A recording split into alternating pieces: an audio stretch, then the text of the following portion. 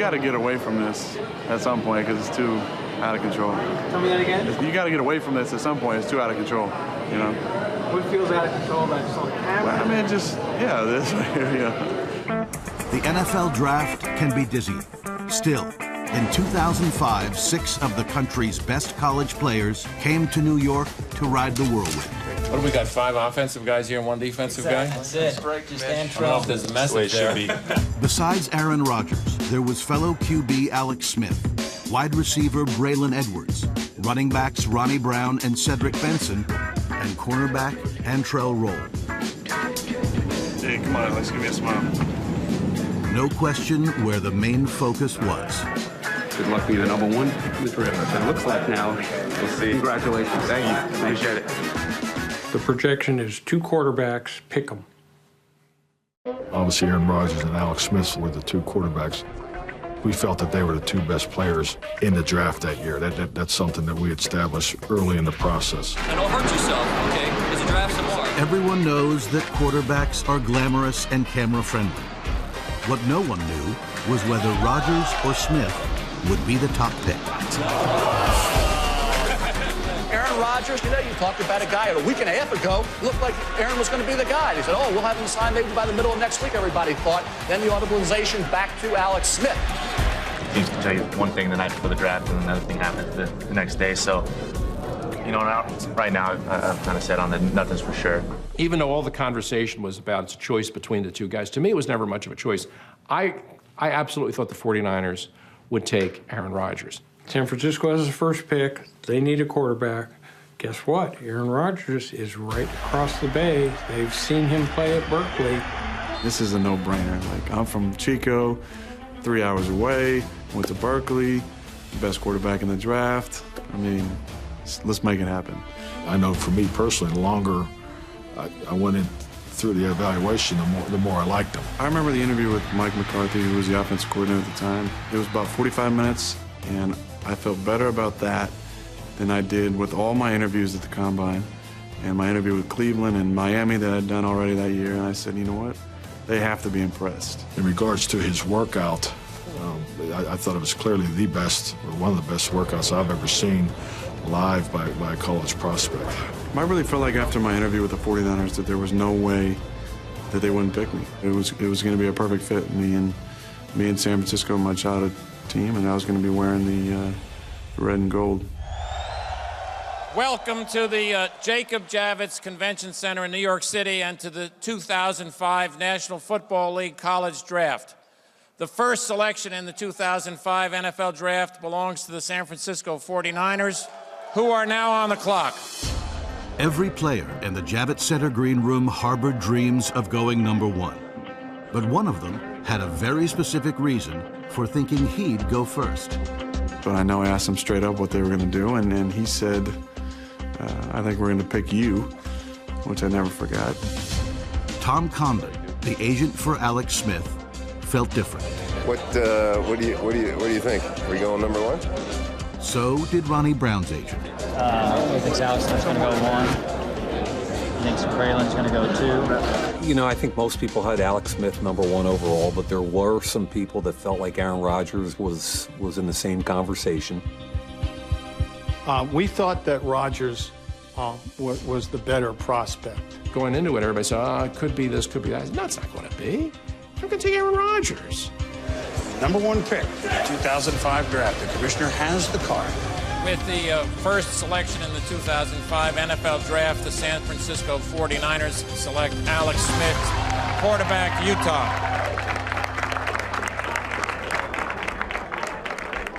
When they made the pick, I was floored. I couldn't understand it then, and frankly, I don't understand it now. I thought he was the best quarterback in this draft, slightly over Aaron Rodgers, and that's the direction, knowing the quarterback need the way it was, that they had to go. Well, and now the pattern continues. 5 straight years, as we talked about, with the quarterback number 1, Alex joining Eli Manning last year, Carson Palmer the year before, David Carr the year before that, Michael Vick the year before that, and 2 years before that, Tim Couch. Alex Smith taken #1 overall by San Francisco. So much debate. Is he the guy? Would it be Aaron Rodgers? Why is Alex Smith the right guy to go #1? Well, no question he was the guy, and the delta between Alex Smith and the other quarterbacks, to me, that's correct, was significant. And I look at him and I see a polished college quarterback that projects well the National Football League. We felt that that Aaron was probably ready to play sooner than Alex was. But in the end, we were kind of saying with our developing team, we felt a little bit that Alex may be the little better in the long run. I dreamt about being the quarterback of the San Francisco 49ers. So you can imagine my disappointment in 2005 when they decided to go a different direction. Forget living his dream. Aaron Rodgers was about to endure a nightmare. Forget franchise quarterbacks. Forget franchise. Aaron Rodgers will be solid. How far he drops is going to be the storyline of the day, but somebody's going to get themselves a fine, solid starting quarterback. I think that everybody around the game thought that Aaron was going to go in the next few picks. The question now was simple. How long would Aaron Rodgers have to wait? Of the 6 prospects that made the trip to New York for the 2005 draft, 4 were selected with the first 4 picks. The final 2 left waiting in the green room were Miami cornerback Antrell Roll and Cal quarterback Aaron Rodgers. Well, AR right here. AR. That's a double duo. Tennessee is next on the clock, and Aaron Rodgers still a quarterback waiting to happen. He's taking a walk out of the green room a little bit. I don't blame him. Does Tennessee start to think, well, how many years left does Steve McNair have? No, we were fairly secure at the quarterback position at that point, and we had other needs on the team. One of Tennessee's needs was a cornerback, and with the 6th overall pick, the Titans had a choice between West Virginia's Adam Pac-Man Jones, Auburn's Carlos Rodgers, and Antrell Roll. And probably, like we saw 3 of the first 5 picks are back, maybe 3 of the next 5 picks are these corners. Okay, they made the pick. Here we go. They did. It's Pac-Man? The Tennessee Titans select Adam Jones, cornerback, West Virginia. Pac-Man! Hang in there. It's all good. We just felt like, his athletic ability was different than everybody else's in that draft at the position. Felt like he had a chance to play a long time. Soon after Pac-Man was picked, the other top cornerback prospects got the call. Antrell Roll, cornerback, University of Miami. Antrell Roll went number 8 to the Cardinals, and Carlos Rodgers number 9 to the Redskins. That left just one undrafted player in the green room. Done. But Aaron Rodgers would continue to wait. The draft offered its own human drama on television. I'm going to ask each one of you guys, where does Aaron Rodgers get picked? We have this genre of reality TV. I mean, the draft was really one of the first instances of reality television, and that's as real as it gets, to see a guy have his dreams being squashed in front of you, in front of the entire country. The Rodgers green room moment is the most famous. Aaron Rodgers, quarterback from Cal, continues to wait. You have to feel for that human being. But it's like a car crash in NASCAR. Our eyes are also drawn to it, which is why the camera pans in. This is television now. That's drama. Reality, first-round quarterback. The drama, he keeps getting passed on and passed on. Oh, the lonely odyssey of that player. A couple of weeks ago, Aaron, you were the clear-cut #1. What's changed over that time? Yeah, I wish I could tell you. I haven't changed anything. I think it's just perception of me or maybe needs of the teams at the spots. And I'm just, I'm not too worried. I'm excited about going to a team that wants me and making an impact right away. On the inside, there was a lot of disappointment, embarrassment, just thinking about, the hard work I put in and the disappointment of it not paying off in my mind at the time. as I saw, teams passing on me that I know I'd talked to and thought were interested, and players drafted who I felt like I was better than. Troy Williamson, Mike Williams, Jamal Brown, Thomas Davis, Travis Johnson, David Pollock, Erasmus James, Alex Barron. You start questioning everything from where you worked out to how hard you worked to the people you surrounded yourself with to leaving college. Very humbling. On the left is Darla Rodgers, Aaron's mom, and she's being consoled by none other than Wilma McNabb. A little sympathy, a little consoling. Once San Francisco passed on Aaron Rodgers, there really isn't another team in that top 15 that is enamored with Aaron, and that's why he's still sitting there. And a lot of people did not have Aaron Rodgers as a top 10 quarterback. He has flaws. He has blemishes. The sampling of his throws deep down the field just were not there. That doesn't project well to the National Football League. I really don't like this ball position because I don't think it gives you enough whip to throw the ball deep down the field on a consistent basis. Here's one of the reasons why Rodgers slid. First-round contracts at that time were not what they are today. They were onerous. And first-round quarterback contracts were even more onerous. So if you had a highly paid quarterback, i.e. Peyton Manning, you could not afford a #1 quarterback. And that was true of a lot of teams. As we saw Rodgers slipping, there's teams here that have a quarterback, they've already paid a quarterback, they can't afford to pay a #1 to be a backup. That was a function of the salary cap that doesn't exist today because we've rectified the problem with the rookie contracts.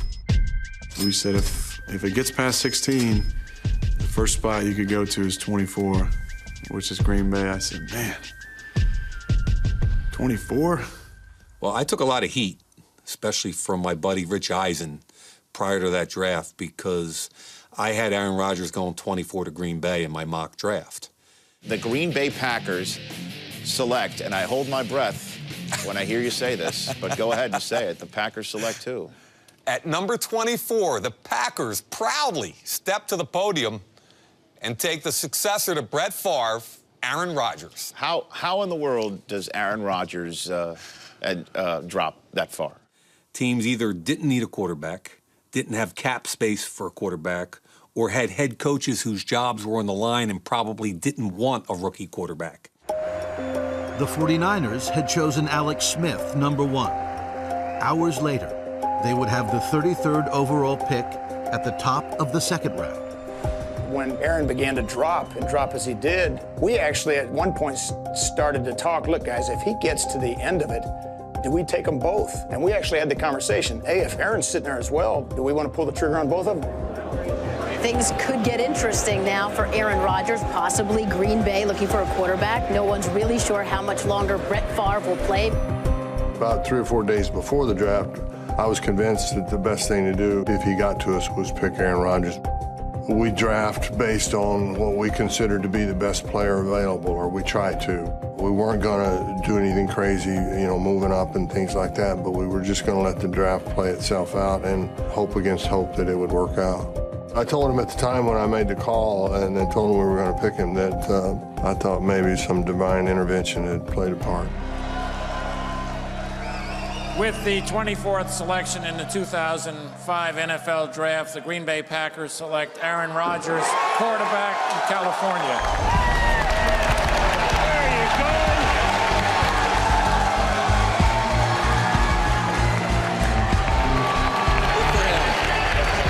Oh, he won a lot of people in this crowd. They've been rooting for him all day.